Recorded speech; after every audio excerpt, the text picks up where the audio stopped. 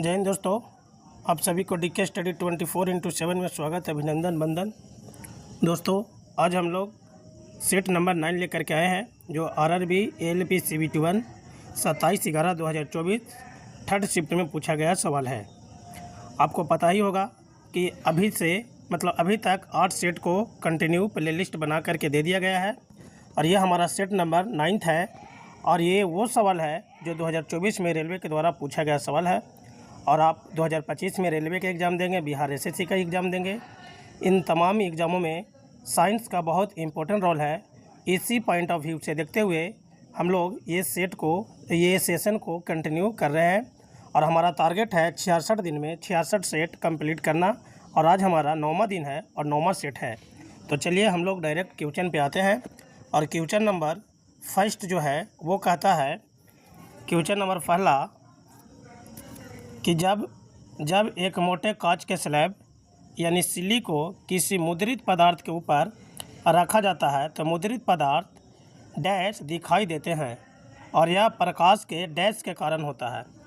जब एक मोटे कांच के स्लैब को मुद्रित पदार्थ के ऊपर रखेंगे तो वो पदार्थ थोड़ा सा ऊपर उठा हुआ दिखाई देगा और यह जो होता है प्रकाश के अपवर्तन के कारण होता है। आप जानते होंगे कि आभासी गहराई यानी d डैश बराबर d/n होता है, यानी d जो है एक्चुअल डेप्थ और n जो है रिफ्रैक्टिव इंडेक्स। तो आपको ये बताया गया था प्रकाश के परिवर्तन में कि प्रकाश के परिवर्तन में होता क्या है कि जो वस्तु जहाँ पर रहता है वहाँ पर ना दिख करके थोड़ा सा ऊपर उठा हुआ दिखे तो समझ जाना कि ये एग्जाम्पल प्रकाश के अपवर्तन का एग्जाम्पल है। प्रकाश के अपवर्तन का कई एग्जाम्पल आपको बताया गया था। पानी इत्यादि से भरा हुआ बीकर बाल्टी को कम गहरा दिखना, पानी से भरी हुई बाल्टी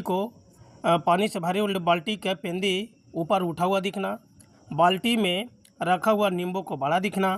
फिर क्या था, पानी से भरी हुई गिलास में पेंसिल को डालने पर पेंसिल तिरछा दिखना।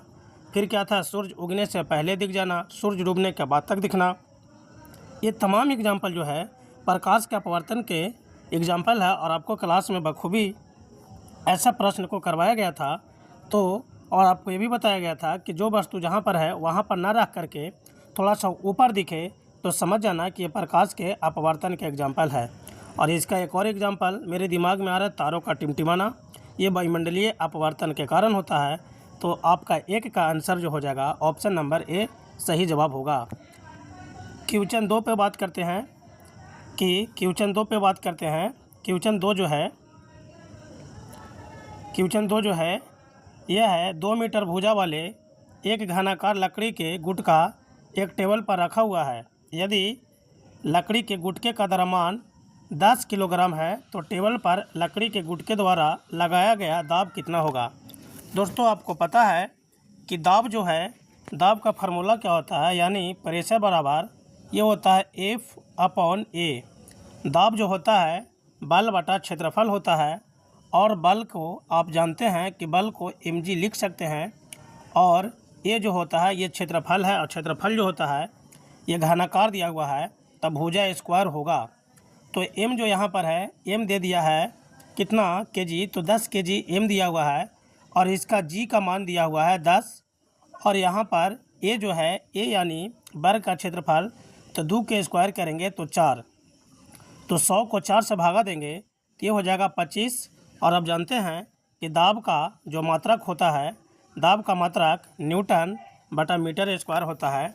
तो आपका सही जवाब होगा ऑप्शन नंबर डी। हम लोग बात करते हैं क्वेश्चन नंबर 3। एक वस्तु को अवतल दर्पण के सामने 20 सेंटीमीटर की दूरी पर रखा जाता है और उसका प्रतिबिंब वस्तु की दिशा में दर्पण से 60 सेंटीमीटर की दूरी पर बनता है। तो दर्पण द्वारा उत्पन्न आवर्धन क्या होगा। तो आपको पता होगा कि आवर्धन का फार्मूला आपको क्लास में बखूबी करवाया गया था। मैग्नीफिकेशन बराबर ये होता है -v/u। यहाँ पर वस्तु कितने दूरी पर रखा गया है, तो वस्तु 20 सेंटीमीटर की दूरी पर रखा गया है। तो u जो होता है यानी वस्तु की दूरी हमेशा नेगेटिव होता है और जो प्रतिबिंब बन रहा है वो 60 सेंटीमीटर की दूरी पर बन रहा है, तो v जो है -60 सेंटीमीटर होगा। अब चलिए हम फार्मूला पर पुट करते हैं तो m बराबर माइनस भी, माइनस तो पहले से, और v का मान -60 होगा। और u देखते हैं तो u जो है आपको -20 है, तो इसको काटोगे तो 3 होगा और ये हो जाएगा मैग्नीफिकेशन -3। तो -3 इसका सही जवाब हो जाएगा। ऑप्शन नंबर ए आपका राइट आंसर होगा। क्वेश्चन नंबर 4 पे आते हैं। निम्नलिखित में से कौन सा विषमांगी मिश्रण का एक उदाहरण है? विषमांगी मिश्रण मेरे हिसाब से ये पिछले सेट में भी आया हुआ सवाल है और सेम सवाल को रिपीट कर दिया गया है। विषमांगी मिश्रण उसको बोलते हैं, वह मिश्रण जो पूरी तरह से दूसरे में घुलता नहीं है, उसको क्या बोलते हैं? विषमांगी मिश्रण बोला जाता है। जल में घुला हुआ लवण ये बिल्कुल विषमांगी मिश्रण के एग्जाम्पल नहीं है। जल में घुला हुआ तेल, जल में जब तेल को डालोगे तो तेल ऊपर छल आएगा और यही विषमांगी मिश्रण का एग्जाम्पल है। तो आपका 4 का आंसर हो जाएगा बी। क्वेश्चन 5 देखते हैं। क्वेश्चन 5 जो है, युवावस्था में होने वाले परिवर्तन का एक उदाहरण पहचानिए जो लैंगिक परिपक्वता का संकेत दे सकता है। लैंगिक परिपक्वता का संकेत युवावस्था में जो परिवर्तन होता है वो नए बालों में वृद्धि का पैटर्न दर्शाता है। तो राइट आंसर आपका होगा ऑप्शन नंबर बी। कृषि परियोजनाओं के लिए गन्ना, गुलाब या अंगूर जैसे कई पौधों को उगाने के लिए लेयरिंग या ग्राफ्टिंग जैसी विधियां का उपयोग की जाने वाली प्रजनन विधि कौन सी होती है? तो ये होगा वनस्पतिक प्रबंधक इसका सही जवाब होगा। अन्य कार्बन परमाणु अथवा अन्य तत्वों के परमाणुओं के साथ अबंध बनाते समय कार्बन पराग कितने इलेक्ट्रॉन साझा करता है? दोस्तों आप जानते हैं कि कार्बन का परमाणु संख्या 6 होता है और जब इसका इलेक्ट्रॉनिक विन्यास लिखोगे तो इसका पहला कक्षा में 2 इलेक्ट्रॉन और दूसरे कक्षा में 4 इलेक्ट्रॉन होता है। जबकि अपना कक्षा पूरा करना चाहेगा कार्बन तो 4 इलेक्ट्रॉन को क्या करेगा? किसी से साझा करेगा। तो राइट आंसर हो जाएगा ऑप्शन नंबर बी। और अगर इसका हम लोग इलेक्ट्रॉनिक विन्यास देखें तो इसके इलेक्ट्रॉनिक विन्यास 1s2, 2s2 और 2p2 होगा, जबकि होना चाहिए 2p6, यानी 4 की कमी है, इसलिए ये 4 इलेक्ट्रॉन से कार्बन क्या करेगा? साझा करेगा। तो राइट आंसर आपका ऑप्शन नंबर बी होगा। क्वेश्चन नंबर 8, निम्नलिखित में से किसका प्रयोग पीने के जल के कीटनाशुओं से मुक्त कराने के लिए किया जाता है? तो आपको पता होगा कि इसका आंसर होगा विरंजक चूर्ण, और विरंजक चूर्ण को ब्लीचिंग पाउडर भी कहा जाता है और इसका जो फार्मूला होता है CaOCl2 होता है विरंजक चूर्ण, इसका सही आंसर होगा। और हम लोग बात करते हैं, अगर आपसे पूछेगा कि विरंजक चूर्ण का pH मान कितना होता है तो इसका pH मान जो होता है वो होता है 11। आपको ये भी बात ध्यान में रखना चाहिए। क्वेश्चन नंबर 9 कहता है कि जब कैल्शियम ऑक्साइड जल के साथ तीव्रता से अभिक्रिया करके बुझा हुआ चूना बनाता है तो किस प्रकार की अभिक्रिया होता है? जब कैल्शियम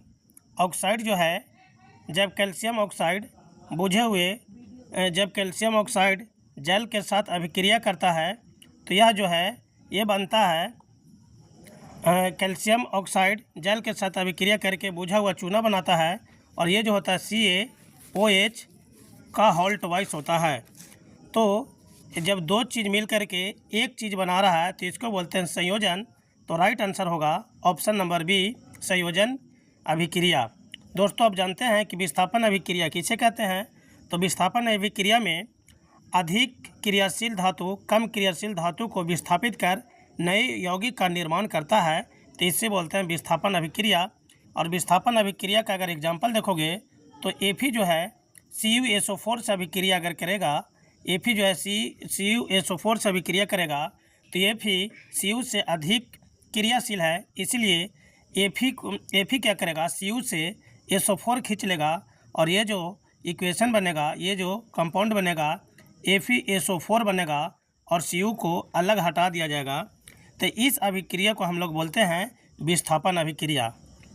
जबकि द्विविस्थापन अभिक्रिया क्या होता है? द्विविस्थापन अभिक्रिया में मान लीजिए कि A और B एक है और एक है C और D। तो जब यहाँ पर अभिक्रिया करेगा तो ये C के साथ अभिक्रिया करेगा और B D के साथ मिल जाएगा, तो यहाँ पर हो जाएगा AD प्लस BC। तो ऐसे अभिक्रिया को हम लोग बोलते हैं विस्थापन अभिक्रिया। और विस्थापन अभिक्रिया में आयनों का आदान प्रदान होता है, तो आपको ऐसी बात ध्यान में रखना चाहिए। क्वेश्चन नंबर 10 कहता है कि किसी विद्युत धारावाही चालक द्वारा उत्पन्न चुंबकीय क्षेत्र रेखाएं का पैटर्न क्या है। तो यह जो है चालक की आकृति पर निर्भर करता है। चालक की आकृति कैसा है, इस बात पे चुंबकीय क्षेत्र रेखाएं निर्भर करता है। तो राइट आंसर जो होगा ऑप्शन नंबर डी आपका करेक्ट आंसर होगा। क्वेश्चन 12 कहता है कि निम्नलिखित में से कौन सा मूत्राशय के दाब को नियंत्रित करता है। तो मूत्राशय के दाब को नियंत्रित करने वाला नर्वस सिस्टम है, तंत्रिका तंत्र है। यह आपका ऑप्शन नंबर बी सही होगा। निम्नलिखित में से कौन सी त्वरण की इकाई है। तो त्वरण का इकाई यानी त्वरण को ए से डिनोट करते हैं और इसका मात्रक जो होता है मीटर पर सेकंड स्क्वायर होता है। चलिए देखते हैं कि इसका मात्रक मीटर पर सेकंड स्क्वायर कैसे होता है। तो दोस्तों आपको पता है कि त्वरण किसे कहते हैं। तो आप जानते हैं कि वेग में परिवर्तन की दर को त्वरण कहा जाता है। तो v minus you upon T बराबर त्वरण कहलाता है। और वेग निकालोगे तो क्या होता है, वेग का मीटर पर सेकंड होता है और समय का सेकंड होता है। तो इस हिसाब से त्वरण कैसे मात्रक मीटर पर सेकंड स्क्वायर हो जाएगा। दोस्तों आपको क्लास में ये भी करवाया गया था कि जब वेग और त्वरण का ग्राफ दे दिया जाए, मान लीजिए ये वेग है, त्वरण नहीं, वेग और समय का ग्राफ दे दिया जाए और पूछे कि वेग और समय का ग्राफ क्या देगा, तो वेग और समय का ग्राफ त्वरण देता है। तो आपको ये ध्यान में रखना चाहिए और आपको ये भी ध्यान में रखना चाहिए कि वेग और समय के ग्राफ के अंदर का जो क्षेत्रफल है वो क्या देगा। तो इसका जो क्षेत्रफल है ये दूरी या विस्थापन देता है, ये दूरी या विस्थापन देता है। तो आपको ये भी ध्यान में रखना चाहिए। क्लास में आपको करवाया गया था कि चाल बराबर जो होता है, चाल बराबर होता है दूरी बटा समय, दूरी बटा समय। तो दूरी और समय का ग्राफ, दूरी और समय का ग्राफ चाल देगा और जबकि चाल और समय का ग्राफ दूरी देगा। उसी तरह से आपको ध्यान में ये रखना है कि त्वरण बराबर होता है, त्वरण बराबर होता है वेग बटा समय। त्वरण बराबर क्या होता है, वेग बटा समय। तो वेग और समय का ग्राफ त्वरण देगा और वेग और समय का ग्राफ क्या देगा, त्वरण देगा, और त्वरण और समय का ग्राफ वेग देगा। तो ये बात आपको ध्यान में रखना चाहिए। और यही सवाल दरोगा में प्रीवियस ईयर में पूछा हुआ था, जो फिलहाल ही में 1275 सीट पे जो दरोगा का वैकेंसी आई थी, यही सवाल आपको था, आप जा कर के देख सकते हैं। क्वेश्चन नंबर 12 में हम बात करते हैं द्रव्यमान एम का एक पिंड जमीन से एच ऊंचाई पर ले जाया जाता है। तो पिंड की गुरुत्वीय स्थितिज ऊर्जा क्या होगी, गुरुत्वीय त्वरण जी है। तो आपको पता है कि स्थितिज ऊर्जा यानी पोटेंशियल एनर्जी बराबर होता है mgh। तो ये तो डायरेक्ट आपसे फार्मूला ही पूछ लिया, तो राइट आंसर आपका हो जाएगा बी। जबकि अगर आपको काइनेटिक एनर्जी पूछे, गतिज ऊर्जा पूछे, तो 1/2 mv² आप बताओगे। दोस्तों आपको ये भी क्लास में करवाया गया है कि स्थितिज ऊर्जा का कुछ इम्पोर्टेंट एग्जाम्पल करवाया गया है। और वो एग्जाम्पल था, आपको एक टेक्निक बताया गया था कि जब किसी वस्तु को फ्रीली छोड़ दो और वस्तु भागने लग जाए, तो समझ जाना कि उस वस्तु में एक ऊर्जा स्टोर है। और वो कौन सा ऊर्जा स्टोर है, तो वह जो ऊर्जा स्टोर है स्थितिज ऊर्जा स्टोर है। जैसे आप स्प्रिंग को दबाते हो और जैसे ही आप स्प्रिंग को छोड़ते हो तो स्प्रिंग अपने साइज में आ जाता है। तो उसमें हम लोग दबे हुए स्प्रिंग में हम लोग कहते हैं कि स्थितिज ऊर्जा था। आप बांध के पानी देखते हैं, जैसे ही बांध के पानी को छोड़ते हैं तो बांध का पानी में गति हो जाता है, तो बांध के पानी में भी स्थितिज ऊर्जा है। आप धनुष को तीरते हैं, यानी तीर कमान से धनुष को तीरते हैं, बाण को तीरते हैं धनुष से, तो जैसे ही आप तीर करके छोड़ देंगे तो भागना चालू कर जाएगा। तो यहाँ पर भी तनी हुई तीर में स्थितिज ऊर्जा होता है। तो ये तमाम चीज़ें हम लोग क्लास में डिस्कस बहुत अच्छे से किए हैं और जो मेरे से क्लास किए हैं उनको तो समझ में आ रहा है। चलिए क्वेश्चन नंबर 14 पे बात करते हैं। क्वेश्चन नंबर 14 कहता है कि ठोस पदार्थ के तापमान में वृद्धि करने पर क्या होगा। ठोस पदार्थ के तापमान में वृद्धि करने पर क्या होगा। तो चलिए ऑप्शन देखते हैं। कणों की गतिज ऊर्जा बढ़ जाएगी, कणों की गतिज ऊर्जा बिल्कुल जो है बढ़ जाएगी। तो आपका राइट आंसर ये होगा। ऑप्शन नंबर बी कहता है कि ठोस पदार्थ का आकार समान रहेगा। तो जब आप किसी भी पदार्थ का टेम्परेचर बढ़ाओगे तो उसका आकार समान नहीं, उसका आकार बढ़ेगा। ठोस पदार्थों पर तापमान का कोई प्रभाव नहीं पड़ेगा, इस पर प्रभाव पड़ेगा। ऑप्शन सी भी गलत हो गया। और ऑप्शन डी है कि कणों की गतिज ऊर्जा कम हो जाएगी। किसी भी पदार्थ को गर्म करोगे तो उसका गतिज ऊर्जा बढ़ जाता न कि कमेगा। तो आपको ध्यान में रखना चाहिए कि जब ठोस वस्तु में तापमान की वृद्धि होती है तो उसका आयतन बढ़ जाता है। क्या होता है? जब किसी भी ठोस पदार्थ में जब टेम्परेचर को बढ़ाते हैं तो क्या होता है? उसका आयतन बढ़ जाता है और आयतन बढ़ता है, लेकिन उसका घनत्व जो है कम जाता है, डेंसिटी कम जाता है। आयतन बढ़ेगा, घनत्व क्या होगा? कम जाएगा और द्रव्यमान पर कोई प्रभाव नहीं पड़ेगा। द्रव्यमान जो है ये वैसा ही यानी समान रहेगा, इस पर कोई प्रभाव नहीं पड़ेगा। और जबकि चौथा आपको ध्यान में रखना है कि जब किसी भी पदार्थ को गर्म किया जाता है, टेम्परेचर बढ़ाया जाता है, तो उसका क्षेत्रफल भी क्या हो जाता है? उसका क्षेत्रफल भी इंक्रीज कर जाता है, बढ़ जाता है। ये तमाम बातों को आप ध्यान में रखेंगे। तो इस हिसाब से 14 का आंसर जो था वो था ऑप्शन नंबर ए। 15 क्वेश्चन कहता है कि परमाणु के संबंध में निम्नलिखित कथनों में से कौन सा कथन सही है? तो आप जानते हैं कि यह परमाणु और परमाणु के केंद्र में होता है नाभिक, और आपको पता है कि नाभिक में प्रोटॉन और न्यूट्रॉन होता है और जबकि ऑर्बिट में इलेक्ट्रॉन होता है। तो चलिए ये बेसिक सा जानकारी से इस क्वेश्चन को हम सोल्व कर ले जाएंगे। और ये क्वेश्चन कहता है कि परमाणु के संबंध में निम्नलिखित में से कौन सा कथन सही है? तो परमाणु कुल मिलाकर के विद्युत उदासीन होता है। तो आपको अभी बताया गया कि प्रोटॉन बीच में होता है और इलेक्ट्रॉन बाहर होता है। और दोस्तों आप जानते हैं कि किसी भी परमाणु में जितना प्रोटॉन होता है उतना ही इलेक्ट्रॉन होता है, जबकि प्रोटॉन पर पॉजिटिव चार्ज और इलेक्ट्रॉन पर नेगेटिव चार्ज, ये दोनों चार्ज अपने आप को न्यूट्रलाइज हो जाता है। तो परमाणु विद्युत का क्या होता है? उदासीन होता है। ये बिल्कुल बात सही है। जबकि आपको ध्यान में रखना चाहिए कि न्यूट्रॉन पर नो चार्ज होता है, इस पर कोई चार्ज नहीं होता है। प्रोटॉन पर पॉजिटिव, इलेक्ट्रॉन पर नेगेटिव, न्यूट्रॉन पर नो चार्ज। क्वेश्चन नंबर 16, कोशिका में निम्नलिखित अभिक्रिया कहाँ होती है? 6 कार्बन वाले अणु ग्लूकोज का 3 कार्बन वाले अणु में विखंडन होता है। तो देखिए कोशिका में जो है ग्लूकोज का विखंडन सबसे पहले कोशिका द्रव में होता है। आपको बायोलॉजी जब पढ़ा रहे थे तो बताए थे कि कोशिकीय श्वसन, यानी आप पहले समझो कि श्वसन जो होता है वो 2 तरह का होता है। एक होता है बाह्य श्वसन और एक होता है आंतरिक श्वसन। बाह्य श्वसन में हम लोग बोले थे कि सांस लेना और सांस छोड़ना बाह्य श्वसन के अंतर्गत आता है, जबकि आंतरिक श्वसन में हम लोग देखे थे कि आंतरिक श्वसन 2 तरह का होता है। एक होता है वायवीय श्वसन और एक होता है अवायवीय श्वसन। वायवीय श्वसन हम उसको बोलते हैं जो ऑक्सीजन की उपस्थिति में होता है, उसको बोलते हैं वायवीय श्वसन, और वायवीय श्वसन को ऑक्सी श्वसन भी कहा जाता है। जबकि अवायवीय श्वसन वैसे श्वसन को कहा जाता है जो श्वसन ऑक्सीजन के अनुपस्थिति में होता है, और इसको बोलते हैं अनॉक्सी श्वसन। तो जैसे कि आपको पूछा है कि कोशिका द्रव में कैसा श्वसन होता है, तो अगर कल जाकर के ये पूछे कि कोशिका द्रव में कैसा श्वसन होता है, तो आप बताओगे अवायवीय श्वसन होता है। यानी कोशिका द्रव में ऑक्सीजन की कोई ज़रूरत नहीं होती है, फिर भी श्वसन हो जाएगा।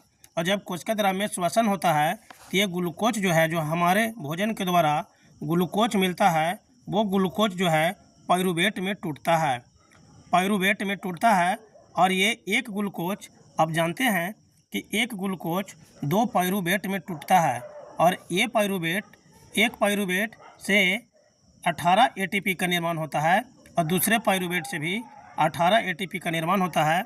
जबकि जब ग्लूकोज टूट रहा था तो उसको बोलते हैं ग्लाइकोलाइसिस, और ग्लाइकोलाइसिस के दौरान 2 एटीपी का प्राप्ति होता है, लाभ होता है, इसलिए पूरा एटीपी हो जाता है। एक ग्लूकोज तोड़ते हैं तो 38 एटीपी का निर्माण होता है, और इस तरह से हम लोग को एनर्जी मिल जाता है। तो माइटोकॉन्ड्रिया में सबसे पहले ग्लूकोज टूटता है और वो ग्लूकोज पाइरूवेट में टूटता है। तो राइट आंसर जो हो जाएगा option number D is the correct answer. Question number 17 पे बात करते हैं कि कैल्शियम कार्बोनेट और जल बनाने के लिए कैल्शियम हाइड्रोक्साइड के माध्यम से कौन सी गैस प्रवाहित होती है? तो कार्बन डाइऑक्साइड इसका सही जवाब होगा। और क्वेश्चन 18 देखते हैं, कौन सी ग्रंथि एड्रेनालाइन स्रावित करता है? तो एड्रेनालाइन स्रावित करने वाला ग्रंथि जो है वो है अधिवृक्क ग्रंथि। तो राइट आंसर अधिवृक्क होगा। क्वेश्चन नंबर 19, एक कूलम आवेश में कितने इलेक्ट्रॉन होते हैं? तो एक कूलम आवेश में इलेक्ट्रॉनों की संख्या 6 × 10⁻18 इलेक्ट्रॉन होता है। तो राइट आंसर आपका ऑप्शन नंबर सी होगा।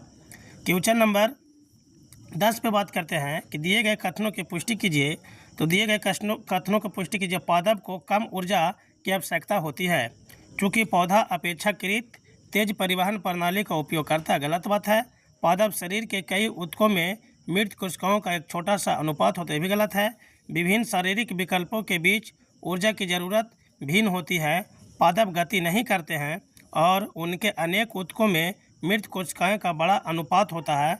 यह हमारा सही जवाब होगा। तो इस हिसाब से आज मेरे द्वारा सेट नंबर 9 करवाया गया। दोस्तों, आपको ऐसा ही सेशन चाहिए और इस तरह का आपको प्रैक्टिस चाहिए तो इस चैनल को सब्सक्राइब और लाइक करें और आप इस पर रेगुलर बने रहें। आपको पर डे ऐसा सवाल करवाया जाएगा जो आपको आने वाला एग्ज़ाम में निश्चित तौर पे आपको बेनिफिट साबित होगा। तब तक के लिए इतना ही। जय हिंद।